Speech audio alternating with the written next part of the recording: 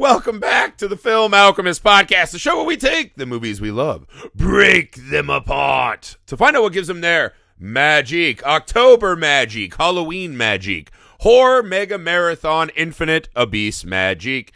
Welcome back to the show, guys. We are plowing our way through the Texas Chainsaw Massacre franchise here to start the October mega marathon. Thank you for joining us again. Thank you for being here. I'm Josh Griffey. That's my co-host and friend with the cybernetic leg over there. All right. Alex Dandino. Guys, before we dive back into the mega marathon, a little business. You know what I'm about to say. If you want every episode this month, you got to go to Patreon. That's right, patreon.com/filmalchemistpod. Not only is it the best way to help out your pals Alex and I, it helps you get authorship of the show itself, right? Choosing movies you want in our huge Patreon exclusive library. Miniseries you want to hear. Things you want to suggest things for us to talk about, right? The two bonus movies in the commentary will be things picked by the patrons this month. So it's nice, some nice bonus over there for you. We work very hard to make that awesome. If you could be so kind, patreon.com/filmalchemistpod. Why would you go 28 days with us and not get the other three? Just get the other three, guys. You know you won't. $5 a month, you get every episode this month. That's all we're asking. Help us out. The email, filmalchemistpod@gmail.com. The YouTube, Film Alchemist. We're on all the socials. Hit us up. Reach on out. Chat us up. Also, make sure you're leaving 5-star ratings and reviews everywhere you find podcasts. And more specifically this month, direct message a friend, right? Text a friend. Let them know what we're up to. Send them a movie, a horror movie, any other of the 500 episodes we got, whatever. Let them know what we're doing, and we'll take it from there. All right. We finally hit it. We've hit what some would say is the bottom of the Texas Chainsaw barrel. I don't know if I'm willing to say that. Today we are at Texas Chainsaw, the fourth installment. The Texas Chainsaw Massacre, the Next Generation. The Next Generation. I had a different title. I think it was The Return of some... Anyways, neither here nor there. I believe on Letterboxd it's like Return to the Texas Chainsaw Massacre. That could be. It is more commonly known to us as The Next Generation. This one... You'll hear it compared a lot to Halloween 5, right? Where all of a sudden out of nowhere, they're like, let's add these big mythological swings that never really come to fruition anywhere. Right. It's most famous, this one, for having a very young, fresh out of college Matthew McConaughey and being Renee Zellweger's first movie. So two bona fide A-list actors coming into this movie and doing wonderful work. Yeah. Right? Two Oscar winners. Yeah, it's crazy that they just popped up in this movie. Mm-hmm. This is an unusual version of Leatherface that we hadn't quite seen yet. An introduction of an actor as Leatherface. The thing that's hard about this Leatherface is he's running around like Divine from Pink Flamingos, as if they want to say something about this one. They're kind of sexualizing Leatherface a lot in this one. Like they want to say something about that concept of the mask, right? Of him putting on other flesh and his, not sure of his identity. And you're like, yeah, hell yeah, I'll go do that journey with you. Yeah. And they just never seem to use it other than like to mock Leatherface and belittle him. A little bit, yeah. Right? Because he kind of starts off as just like camo, sweatpants. He looks like, Mankind. He looks like Mankind, yeah. Yeah. He looks like Mankind or like the grindcore reviewer for Pitchfork. Right. In relation to what we talked about yesterday. He's just constantly wailing and screaming. It's like obnoxious to the point of vomiting. Yeah. And then all of a sudden, it's just like it becomes a joke that he's dressed in like ladies' nightwear instead of like saying something. So it's bizarre. The word you would use for this movie, right? If there's an adjective to describe this installment, it's abrasive. That's the kindest word I can put on it. There is some things I really like in this movie, but this one takes that, part two kind of aesthetic of characters that are so obnoxious you feel chained to your couch and want to run away from the movie. This one kind of takes out the Looney Tunes-ness of Texas Chainsaw 2 and just makes it more assaulty. And it's like, oh, okay, that's an interesting choice. It's a fucking bizarre entry into the franchise. And again, after Leatherface Part 3 had done a lot of work to kind of shore up the foundations of what the franchise could have been moving forward, we get yet another Looney Tunes sequel. But this one is more like Looney Tunes as presented by Eli Roth, right? I mean, I don't even know if Eli Roth would be like A little torture cool porny. Again, a little Rob Zombie masturbatorium. It's Alex, opening thoughts on Texas Chainsaw Massacre: The Next Generation. It's a strange thing when you watch a movie called The Texas Chainsaw Massacre and you're laughing for most of it. Like, in my opinion, you shouldn't. Essentially, no chainsawing in this one. Yeah, there's not a lot of chainsawing. There's like pretty minimal gore and blood. Like, I mean, but you know, okay. I'm sitting in that debate with Kim Hinkle, and he's like, I had some other ideas too, and I start seeing some of the things that were the big swings that were made in this movie. Be like, huh. Mm-hmm. Is that the direction you want to take this? That's the movie, huh? That's what we're doing. Yeah, run it through the franchise test, right? Is it giving us what we've always loved and craved from the series? Is it adding new and interesting facts to help us kind of expand and recontextualize the franchise on whole? Right. I feel like the second one, you're like maybe in the wildest version of that sentiment. Right. The first one, I don't think you're arguing this is giving us what we want from the franchise. I feel like to me, this movie answers only so those questions are very good. This movie, that's how you judge franchise to me, yeah. This movie only answers the first half of both of those questions and ignores the back half, which is like, is it new? Adding new? Oh yeah, absolutely. I wasn't finished with my question. Hang on. And it has a bunch of new shit. Yeah, no doubt about it. Like giant. That would be my. That was like my. That's my thing. Is like again. It's like, oh yeah. Giant we did all that. backhoe scoops of new stuff. But I wasn't finished with my question. So hang on. Wait. Hang on. Wait. Breathe. Your brain's gonna need oxygen to explain this. That's actually a great way to put it. It is like talking to my 4-year-old and asking a question, and the answer is yes. It's like, hang on. Hang on. You're 4. I need you to think this through. Yeah. Widen your gaze a little bit here, pal. Like you gotta say it in a full sentence. Like my kid's speech delayed, so it's really like sometimes like yes. You're just supposed to give very quick answers. I'm like, hang on. Listen to what I'm telling you right now. And that's exactly how I feel when I'm watching The Next Generation Texas Chainsaw Massacre is, hang on, listen to my question. Yes. It's kind of put this in the, this is a yes and exercise run amok. That's a way, right? We do this kind of Vincent Price voiceover. It's been 5 long years. Close up on the red lips. Right? It's like, yeah, this movie's about I was like, trade. Oh, shit, that's kind of hot. All right, yeah, cool. Flesh trade, right? This is the kind of flesh we like. Oh, teenagers. Nah, not as much. Prom. And then you're like, 90s teenagers. prom with like weird alternative sound. Like, all right. Great. There's like random guys without like prom suits and some guy who's making out with another chick. Let's just get this part out of the way quick. The first 30 minutes plus of this movie, nothing. Yeah. Right? It's a prom date run amok. The only thing we get is for some reason this guy's cheating and this alpha douche gets in the car. Yeah. And you're just like, this guy's gotta die. And for some reason, because they're like mad that he's cheating, which seems like he would do all the time, they're like, let's just drive to the woods for no reason. He never stops the car.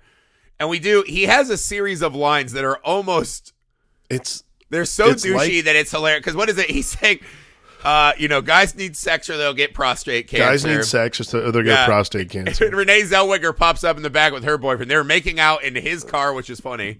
Yeah. And then she goes, that's not true. And he goes, you've never had a date in your life, you ugly bum, or whatever he says to her. Yeah, and then later she says something else and he goes, what's with that dress? You afraid someone might accidentally notice you have tits? And I was like, all right, at least this guy's giving me something. Because the rest of it is a fucking nothing. Then they're like, let's just add car crash. Well, so he gets caught cheating on his girlfriend, who I'm presuming is the hottest girl in school. Yeah, we don't have to explain it a bunch. It's a nothing. My favorite though is he gets caught cheating, and yet he has the has the audacity to deflect, be like, I know what you guys are doing in my back seat, getting high. I should call the cops. I'm like, oh, cool. Nice, narc. All right, yeah, sounds it's like, good. well, how about I call the cops about how you used to feel all the girls' tits saying it was a breast exam because your dad's a doctor. I was like, oh, man. Oh, but, my God. It's like watching an it's after-school literally special. nothing in this movie matters until they meet the realtor lady. And even then, she's essentially just doing this joke, right? Like, she's like constantly doing this joke about her tits. yeah, everyone like, wants nonstop. to see your tits. She's like, these tits are phony as a $3 bill. And then she flashes kids that throw rocks through a window. And you're immediately like, all right, this is wrong. Like, why is this office open right now? Like, you know what's coming. Is that when she sends the tow truck out? Because this is classic Sawyer. Because I'm trying to take this in a couple ways and actually structure this. My thought in that moment was actually like, why are we seeing boobs in a Texas Chainsaw Massacre movie without any duress? I don't understand. They're not tragedy boobs. They're nice, there's fun boobs. There's no tragedy tits. It's kind of disappointing. Like, I was just like, I want to see tits for fun in this movie. I want to see fun tits, right? Like, the movie's like, hey, we haven't started making a Texas Chainsaw Massacre movie yet. So we'll give you a little taste. I like seeing fun tits in life. It's one of those things which is not what I expect in a Texas Chainsaw movie. Like, I'm not mad if I go to a 5-star restaurant to eat fucking snail afterbirth that's, the size of my thumbnail for $100. And they're like, hey, but before we start that, we have a fucking bowl of mini corn dogs for you. And you're like, God, thank you. Yes. Very cool. Thank you. That's what the tits are in this movie. They're the mini corn dogs before the fucking overpriced for the fake food. Yeah. Before we start the menu. Right? Here's some mini corn dogs. Right? It's so weird. But yeah, so we know she's in on it. She calls Vilmer. This is where the movie kind of starts in earnest. Matthew McConaughey is the tow truck driver from hell with a cybernetic pool noodle leg where he uses random TV and various electronical remotes you would recognize from a childhood in the 90s, right? VHS, that kind of stuff. To control said cybernetic leg. He snaps this guy's neck who they had hit in a car accident and maybe almost killed on their own. We just got to brush past that. Yeah. And then he starts tormenting them with his truck. Just the guy. They leave the guy. They left the guy behind to like, the dude didn't want to leave the nearly dead kid. Yes. And here's what I'll say. If this movie has a reason to watch, right? Renee Zellweger's very good in this movie. Yeah, she's fine. McConaughey, this was like an early, like, oh, you can see how fucking insane this guy's willing to get. Yeah. In pursuit of a character. I don't think Vilmer's a great character or a fleshed out character made from, choices and introspection. Vilmer, whatever the fuck his name, Vilmer is a hard-on of a teenager who took Viagra because he thought he needed help. And it's literally about to explode like a water balloon energy. That's the performance in this movie. And while so repulsive at times, there is a train wreck quality to Vilmer where you're like, it is hard for me to not rewrite this performance based on the McConaughey of today and be like, oh, look at him. And then he does something, you're like, oh, look. Yeah, McConaughey's thing in this is like, if let's say this is the era where the original recipe for Four Locos was created, it's like the human embodiment of that. Well, just imagine you're one of your first movies, you're in Texas Chainsaw Massacre, and you just fucking push Leatherface to the background. It's like, sorry, one of the most iconic horror monsters ever. Super unimportant character. Like, Leatherface you could pull out of this movie and not a fucking bit of it. You don't have to rewrite any part of the story. Yeah. You can just remove Leatherface from... And I would say that inherently in Texas Chainsaw Massacre is a red flag. You could take him out and rename the movie like Texas is Weird or something like that and pretty much have the just same... say, this is exactly Texas. That's the name of the movie. This is what you all exactly think Texas is. Have you been to Texas? Here it is. The movie. Yeah. Not rated. Come at your own risk. Just like the real Texas. No. Shots fired, Lone Star State. But yeah, it's just... All right, so let's kind of break this apart bit by bit. So, what did you think of Vilmer as kind of our main bad guy in the movie? There's a lot of hitting. There's a lot of hitting women. There's a lot of kind of near sexual energy. There's a lot of like baby True Detective rants about what real life is. I'm willing to fight it out on this line if that's what it takes all summer. Woo! And you're like, what does that mean? What did you make of Vilmer? I mean, it's a cool performance. Like, it's weird. He's giving it his 110%, no doubt. Like, I think for being in a Texas Chainsaw Massacre movie and it, like, literally not being about anything regarding chainsaws until, like, I don't know, 15 minutes left in the movie. Yeah.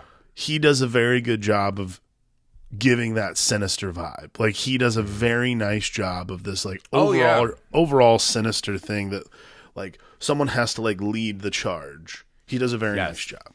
If you tone down the Tiny Toons Adventures nature of it, it's one of those like Rutger Hauer in The Hitcher, right? That's like a really good way to put it. If you ever watch the Tiny Toons movie, How I Spent My Summer Vacation, there's the segment where the Daffy Duck kid and the Porky Pig kid are like on a road trip and they pick up a hitchhiker.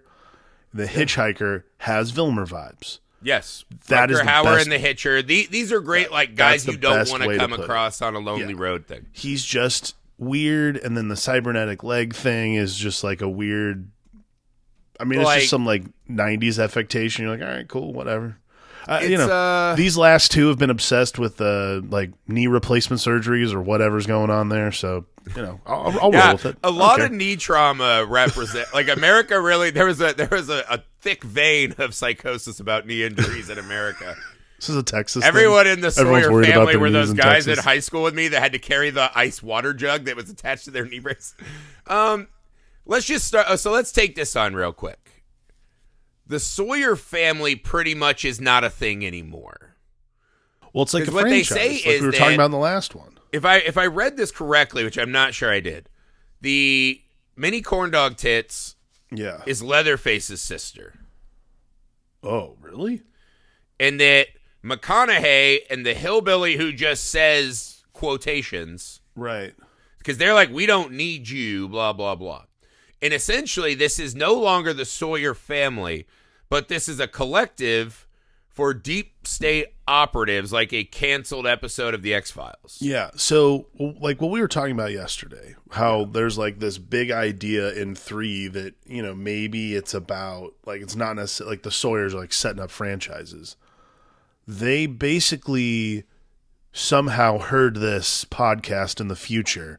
And that is what the Return of the Texas Chainsaw Massacre is based on, is this podcast. If you have access to time travel, you have to do powerful things like this, right? You're responsible to do the important things. So conceivably... Like using us to go back and alter Texas Chainsaw's history. Yes, that's true. So conceivably, what happened was they came forward in time, listened to the podcast we are putting out now, went back, made Return of the Texas Chainsaw Massacre, and now Griffey and I can fully cement our mediocrity in pop culture as the creators of this movie.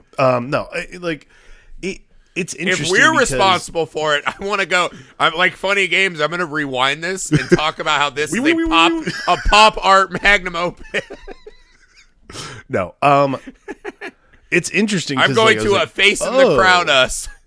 Well, but neither here nor there. I mean, the reason I'm putting together the bit is because, quite frankly, like the bit, like the whole thing of when whoever that fucking weirdo is that shows up, and I don't want to pull the cat out of the bag just yet. Yeah, let's pause on that. But that, like, the idea of the deep state thing and like these like houses are everywhere. I was like, oh, is that where we're going with this? Because that's fine. Like, that's cool. I think that's cool. That's an interesting like sci-fi twist, I guess. But yeah. I also wouldn't have added the Leatherface to it. I would have just said it was something else altogether. This feels exactly like I don't want to make a Texas Chainsaw movie. Let me be smarter than everyone.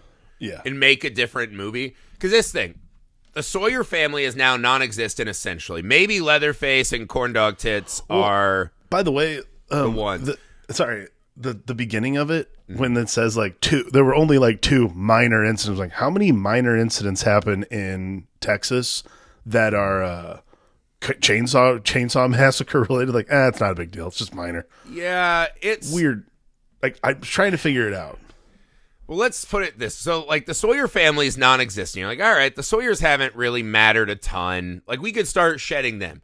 Like, maybe Leatherface is just outlasting these, derelict Americans that society is moving beyond, right? But Leatherface maintains the primal inner nature. All right, I'll give you that. Leatherface in this one is essentially running around, not trying to kill again. He's kind of just wailing the whole, to the point where I'm watching it with Amy, and she's kind of watching with a furrowed brow, like unable to process fully what is happening around Amy her. and I were watching this the same way, I think. Yeah, she was like, well, what? And there's the scene where Leatherface puts the friend in the freezer, drops the can on the freezer so she can't get out, and he just wails. No reason, just like a wail. Right? It's his only fucking affectation is kind of cowering in fear of Vilmer or big fucking screaming. Yeah. Right? Like, ah! Like one of the paid mourners in ancient Greece. Like that kind of scream. And Amy looks at me and she goes, I had no idea Leatherface was so tormented.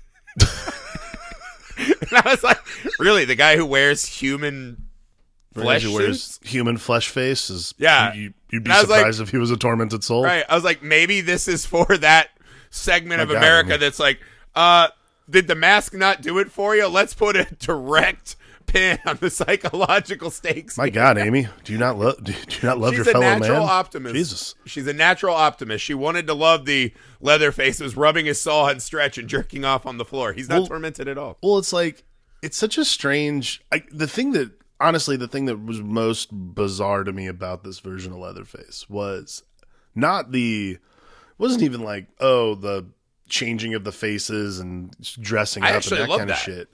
I thought it was very cool. The thing that I thought was most bizarre was how bad he was at being Leatherface. Yeah, we've got the freezer thing. He can't quite like keep her in the freezer, that freezer thing, I was like, dude, then how many times have you done the boyfriend this? I'll say this is like a true blue. They accidentally did a great Texas Chainsaw scene in the middle of this, which is where the Chad's like, hey man, I'm going to the bathroom, bro. And they walk in and there's a whole flesh bathroom. And on the back of the door is like the saggy titty suit. Yeah, and I was like, ugh. And he's just peeing, like not quite putting it together. He turns around, he sees like a melting body in a tub. And I was like, yeah. Leatherface hits him, brings him down, right? Now we're meat hooking. Now we're doing like the classic scenes. And then it just gets right back to, hey, let's do some really weird soundtrack moment and go back to Vilmer, right? Or let's have the hillbilly do some, Machiavellian quotes. It's like, all right. But I think the Leatherface in this one, again, I think that the most embarrassing choice that this made, probably one of my least favorite choices in the franchise, right? Again, I like the idea of Leatherface changing outfits to fit certain moods, right? Like if he's going to a dinner party, I like the idea of him dressing as this older, classy lady, right? Like this victim that he had in the past that was going to, pop up now. I think that's really good. The fact that it's only played for a joke, I fucking hate. Right? Like at the end when he's running away and essentially like he looks like Betty Page. And we're only doing it for a laugh, right? Yeah. That I think is they're doing this like weird Sound of Music thing humor. Where he's just like waving the chainsaw around like doing the hills are alive. That's like a throwback to part 1, right? At the very last scene. It's just you're taking out all of the the teeth though for it is gone. Right. Like, I'm just saying him wearing this like Betty Page outfit just because look at him, he's dressed like a pinup girl. Like that's what are we doing here? Yeah. Why are we so devaluing Leatherface? Because Leatherface in part 3, that was a really soundly built portrayal of the character. Yeah, that was cool. That I really liked what they did. This one is just, again, if you're going to deal with the kind of, and then the close up on him putting the lipstick on, if we're going to deal with this sexual, complications of his cannibalism and his wearing faces, do it. Talk about it like a fucking grown up person, right? Like do it. Like let's talk about it. I think that's what it is. There's just no room in this movie for Leatherface, and that's a huge problem. The stuff that they give for Leatherface to do is interesting and really fascinating and is never explored. And I think that's like a critical error. Yeah, they left no room for him. They're like, well, we need teenagers, we need tits, we need Vilmer, we need X-Files, and all right. And I mean, the other thing too you'll is get your 10 minutes where you Vilmer. can. Like, I mean, I think, without Vilmer, this movie collapses because there's nothing left. I'm saying swap in and out like Vilmer for Right. Leatherface, that kind of thing. Like, yes, you should build around your franchise guy, right? Yeah. Like the Colts didn't say, well, we have fucking Peyton Manning. Let's go buy 8 kickers, right? Like, come on. What are we doing here? Sorry. Hey, Sports Bros. Sports Bros. Sports Bros podcast. Drinking a prime and talking about shit that helps us not hang out with our wives. Maybe? No. True. Neither here nor there. All true. I am fucking really sad at what they did with Leatherface. By the time you get to the dinner scene, you're like, this is an absolute fucking disgrace to the franchise. The dinner scene is just Vilmer's chance to fucking kind of hit more ladies, not really help out with the story, not really explain why that is the most affecting scene in the first one. It's just, there's a lot of like him getting held. The point of the dinner scene? Like Leatherface holding a girl while the fucking Machiavellian hillbilly tasers her and Vilmer just screams, I'm the Lord of the Dance. And it's like, what is happening? Yeah. Why? Like the scene where she has the shotgun, right? Renee Zellweger is going to take a shot. You're like, all right. And I love McConaughey's like, let's go. And he grabs the gun. He's like, ah! Cool. Awesome. And I was like, yeah, fuck yeah. And then it's like, well, now I got to watch her get like fucking bullied for 3 minutes. Yeah. I think that's like the problem is that scene is just so, I don't know. It's interesting for the first time in the franchise. And I think when I was a kid, I thought, oh man, that is like gratuitous. I don't know if I could do that. It's the first time in the movie I actually was like, this is pretty gratuitous. Like, there's a lot of like women beating and a lot of like stuff that really doesn't need to be in this, and I don't understand why we're watching it. Okay, there's a great movie I love called Hounds of Love, right? It's kind of I think it's Australian, right? Brody will know. Brody will be listening to these. I think Brody actually said this was one of his favorite ones. So it's actually, so to be clear, I know that this is like a beloved entry in the like for many people. This is very torture porn. Joe Bob. Joe Bob loved this. He loves all of these. But, yes, true. There is... Well, that's not true either. But Hounds of Love, right? It's a movie about this Australian couple that abducts women, right? Has their way with them, plays with them, and then kills them. And I remember it was one of the first movies that me and my buddy Sam went and saw, and it was just like, God, that was so fucking mean and cruel. And it was like, what was the point of that? And I was like, I think the cruelty is serving an artistic point in that movie. I think what I would say is that in this movie, it's not serving any fucking point, right? So Vilmer jumping on the nose and to spite her and show how insane he is, he bites her friend's nose. Right. That, to me, is serving an artistic point in a cannibal movie. Right? Which I don't even think you would say this is a cannibal movie anymore, right? Because they're ordering fucking pizza, which was the joke in part 3. I don't like pizza, right? Viggo Mortensen says, we don't like pizza, and this one, they love pizza. So there is some like inherent, they're taking shots backwards. Him biting the nose, right? Getting the Chad, putting the girl in the freezer. These are things that are adding to the fucking killer's mythos, right? Right. Them just cattle prodding her while Vilmer yells shit and then fucking smacks corndog tits around. Yeah. You're like, this is doing nothing. This isn't showing us more depravity. It's not helping us understand them on a psychosis level. It's just, it's such fucking lazy storytelling. Yeah. Like, you don't need to do that to repulse us in a Texas Chainsaw Massacre movie unless you have not done the fucking work. Right. Well. And they haven't done the work. Well, and I think that leads to what I would consider the biggest swing in this movie. Like, bar none. Yeah. The left turn it takes is burning the friend at the dinner table. Burning the friend, like, that's an act of depravity I'll accept in this movie. Sure, but like, and and I liked that the corn dog tits, like at the very end she's like, oh, or right after it, she's like, I hate that. Now I can't get the smell out of my clothes. And I'm like, okay, that's like some shit. That's some Texas Chainsaw shit. Great, here we go. Yeah. The brother gets killed with the hammer. There's all these weird fucking moments, and you're like, at least some of it makes sense. And then the left field, the remote control battle for Vilmer's leg, and which is like kind of hokey and stupid. And you're like, it's fun. I don't care. This exists in camp. All right, if we're doing camp, go for it. We're doing camp, and then a limo shows up. Then it's like, let's do the worst David Lynch riff. Like, someone was like, did you see Lost Highway? Me too. Let's fucking disgrace it. Let's disgrace Lost Highway. Did you see Lost Highway? Did you also see a little bit of The only Hellraiser? two things I I've seen jerk the off Hellraiser to movie. are Agent Scully and Lost Highway. Let's go. And it's like, this is coming out weird. I can't even like. Basically, some You guy kind of walks know in. you're in trouble in the movie when they're doing the fucking gratuitous cattle prodding scene.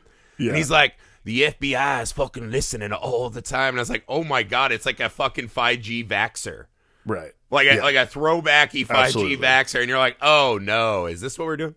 Tell me if you think this description is correct. So basically, some guy with a weird haircut shows up with his driver, who is apparently Looks from just the deep like the guy from Lost Highway. right, Neither here nor there. who's apparently from the deep state Yeah. and is here to check on his project. He excoriates Vilmer for being. Vilmer? He I don't says know. this is disgraceful or awful, but doesn't. But doesn't do anything. Like again, why? It's just why. I mean, like, did you think? Essentially, I don't know if you had more to lay out about what is true or not. Well, for me, it was like, was he upset that the house wasn't cleaned, or was it because, like, I couldn't surmise what the problem was because Did you not write down the Swiffer and your says itemized budget for the year? It's like, well, we forgot. very nice, Yeah. very nice. Were I you show so up and busy the house doing looks like Panda this. Express quotes that you forgot to add Swiffer to your budget? And he's like, and then Vilmer's like, well, I had to buy an extra 3 remotes this year so my enemies could take control of my legs. Quiet! Silence! Silence. Ew. You will listen to buy me? disinfecting wipes for those remotes? Gross.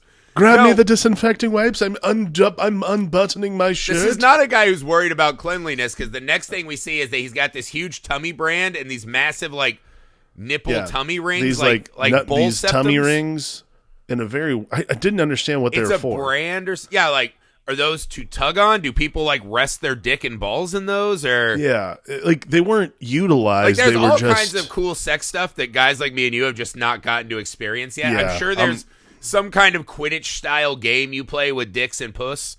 Okay, With I the mean- setup like that. That's probably why you had the brands, right? Those are Oh, like I see different what you're levels, Tetris levels of. Got yeah, it, I okay. bet you could put different things in and out of the rings, and it's like just a great peculiar. time. For Again, it rich was people. just and never explained. by We the have way. not hit At the point no in our point ever lives explained. where we have enough wealth that just normal P's and V's are not enough for us, right? Yeah, We're not inventing Quidditch for the genitals. I'm these still guys pretty. are.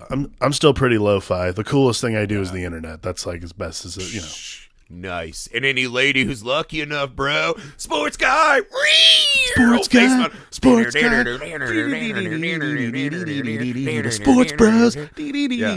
Touchdowns gives me hard on. I watch football all day long. And with my football hard on touchdown, I roll up on my wife when I'm too drunk and she went to I bed totally an hour know the ago. linebacker's name that That's you're talking about. All right. Beep, beep, beep, beep, beep. Like this movie, we should go back to the drawing board and workshop more. But no, this is the thing. They claim in this movie that the Sawyers are not the Sawyers, but the collective of artists formerly known as the Sawyers Yeah. So, killed JFK.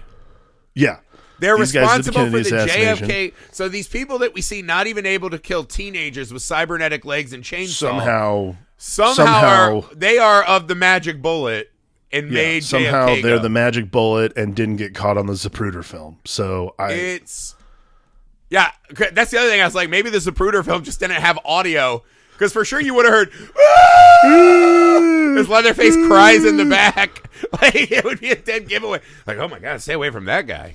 My God. He looks like Betty White today. Ew. Abraham- Like, this is the 50s Texas. We're not the into that. the first cut of the Abraham Zapruder film is him, him looking that direction, and you can hear him go, Jesus Christ, stay away from him. Ew. Oh my God. Is that a sexually fluid gigantor? Ew.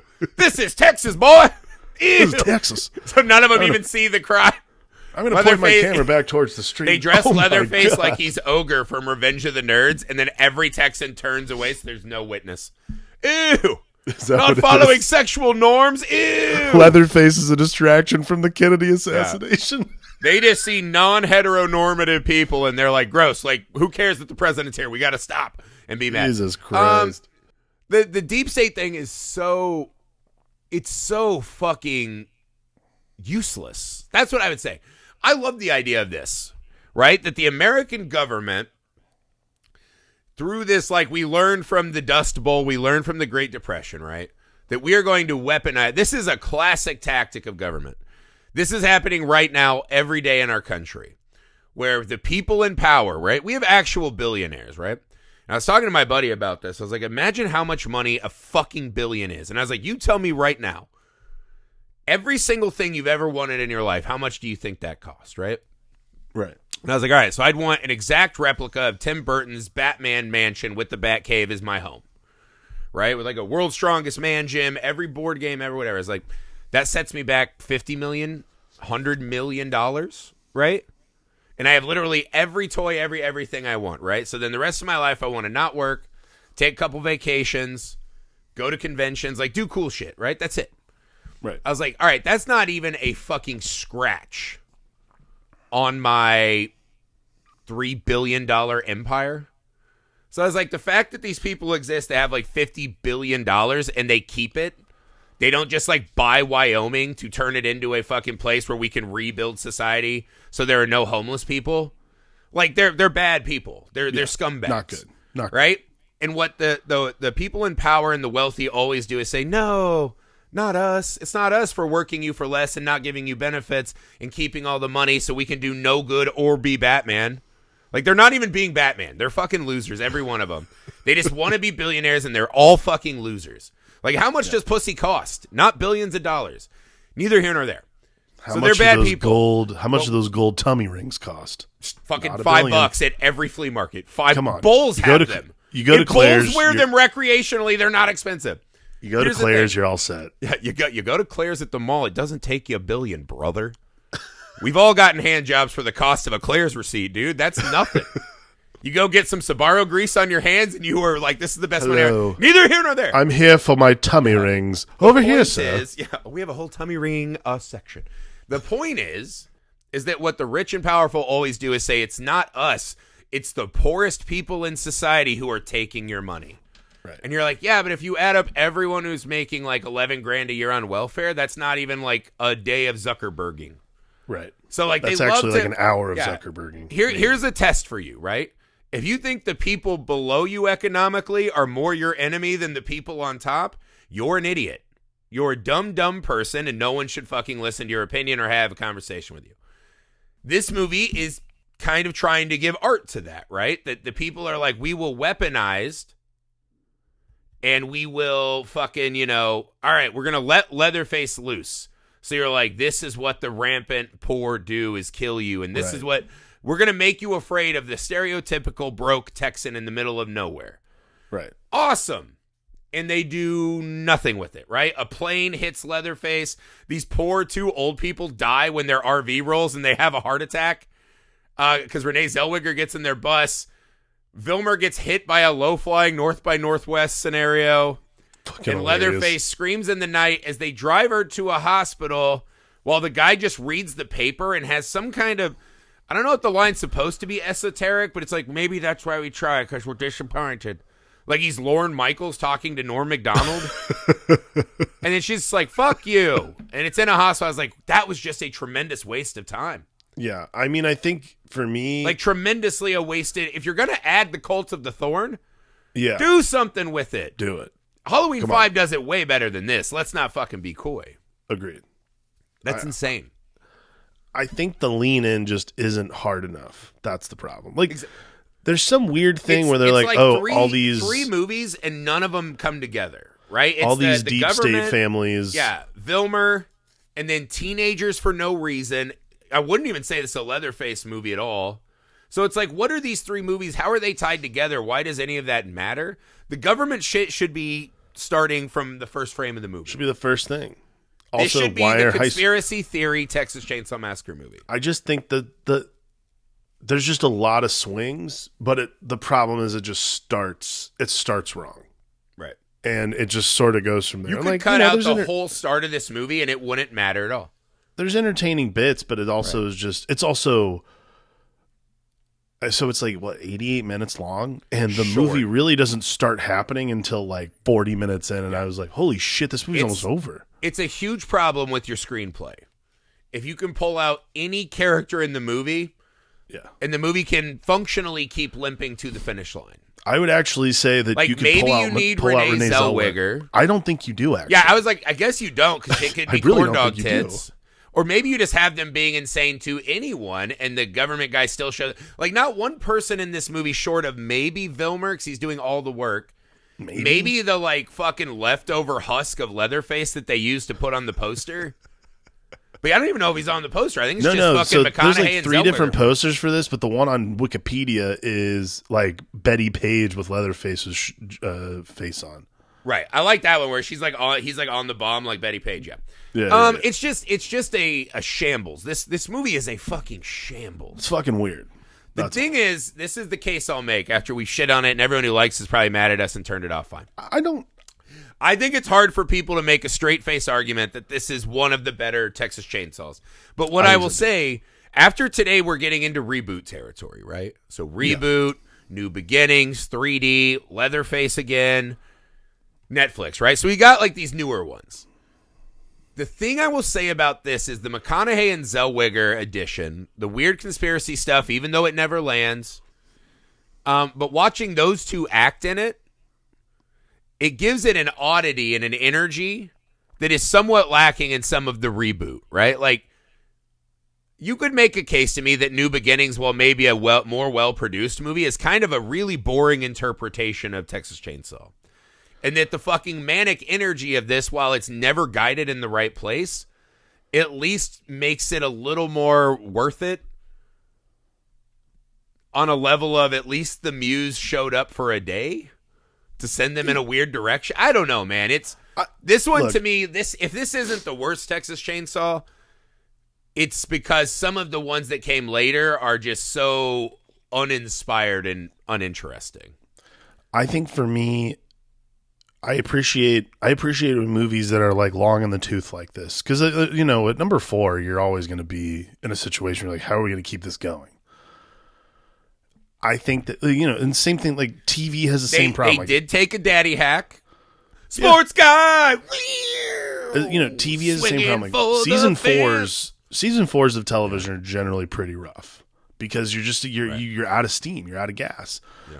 The 4th installment of a movie franchise is hard because you're like, how am I going to, other than just like giving everyone, other than playing the hits, how are we going to get everyone into the theater? And we're talking about how the swings didn't work. Right. I do applaud them for taking the fucking swing. Taking those swings is really hard, and I think it takes guts, pretty admirable. And it lets you imagine a world where those swings hit and the movie that could have been. And to me, that's a big deal. And I think that's awesome. And that is why, like, I would say the movie isn't bad. It's just... No, it's fucking bad. Like, this is a fucking bad film. But I don't want to say it's bad. I just want to say that it just took some swings. I know we love October and we love horror movies, but this is the exercise of the franchise coverage.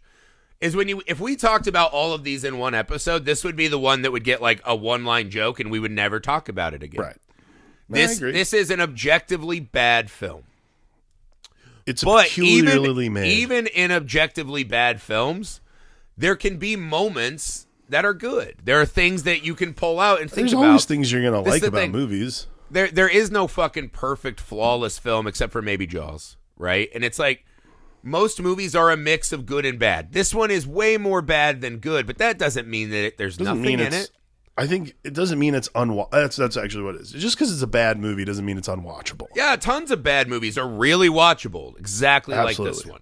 So yeah, this is damn near the bottom of the Texas Chainsaw barrel. There are 2 others I have in mind that I think might be a little worse, simply because of how uninspired they are. But we're not sure I know what you're going to say, but we're not there yet. So tomorrow, guys, we're rebooting. We've had enough of these Tiny Toons adventures. It's time to reboot. We are bringing back the full, Attitude Era. That's gotta be Kane. Gigantic fucking beef, right? Yeah. Like Texas, like Leatherface looks like the exact kind of guy you'd want to eat if you were a cannibal because he got beef. It looks nice. Yeah, we got Jessica Alba and the remnants of a fucking white tank top. Jessica Biel. One of the all-time iconic reboot ladies. We're going hardcore, right? This is getting the like real rough and tumble 2000s redux. So we're rebooting tomorrow. Guys, you know the deal. Every day this month, 31 days, 31 pods. Every day this month, a new horror movie. So we're finishing up all of Texas Chainsaw. We got all of Phantasm. We're finishing up Scream 5 and 6. Then we hit the amazing guest and Patreon portion. So if you want every episode, why do 28 and not 31? Go to patreon.com/filmalchemistpod to see what our patrons selected for the exclusives over there. The YouTube Film Alchemist, the email filmalchemistpod@gmail.com. Leave 5-star ratings and reviews everywhere you find the show. Find us on socials. More than anything, guys, invite someone to our merry little parade. Speaking of parades, you can also check out short horror films that I make. Misfitparade.net. Misfit Parade everywhere you find stuff. That's all in the details. So, guys, thank you for doing this with us. We are at the beginning of a long and amazing journey, and we wouldn't do it without you. So thank you for the Film Alchemist. I'm Josh Griffey. I'm Alex Dandino.